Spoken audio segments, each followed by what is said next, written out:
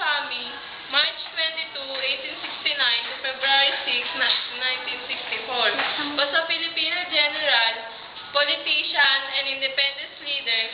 He played an instrumental role during the Philippines Revolution against Spain and the subsequent Philippine-American War or War of Philippine Independence that resisted American occupation. Aguinaldo became the Philippines' first president. He was also the youngest at age 29 to have become the country's president, the longest-lived president, and the president to have outlived the most number of successors. His marriage was in 1896 with Hilarion del Rosario in 1877 to 1921.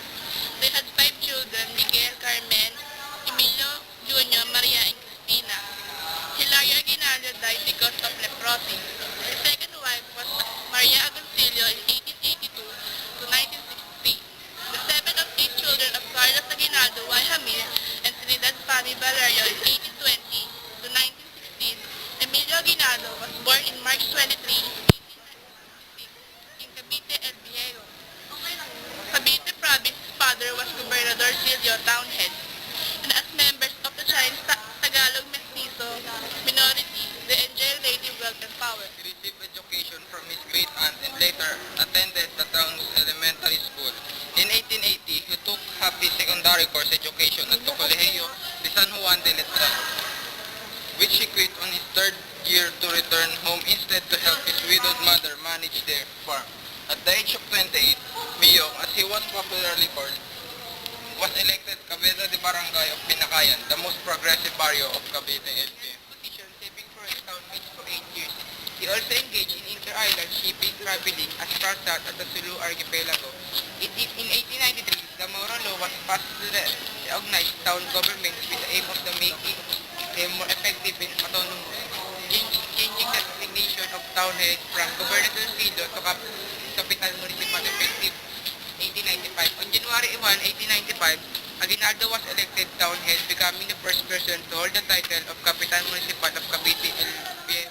And Martin, in 1894, Aguinaldo joined the Katipunan, or the KKK, a secret organization led by Andres Bonifacio dedicated to the explosion of the Spanish and independence of the Philippine Armed Force.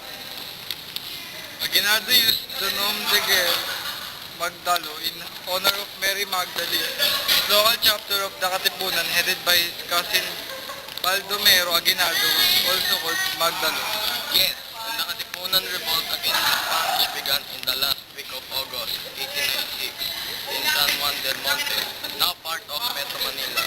However, Aguinaldo and other Cavite rebels initially refused to join in the offensive due to lack of arms. Their absence contributed to Bonifacio's defeat, while Bonifacio and other rebels were forced to resort to guerrilla warfare. Aguinaldo and the Cavite rebels won major victories in set piece battles, temporarily driving the Spanish out of this area.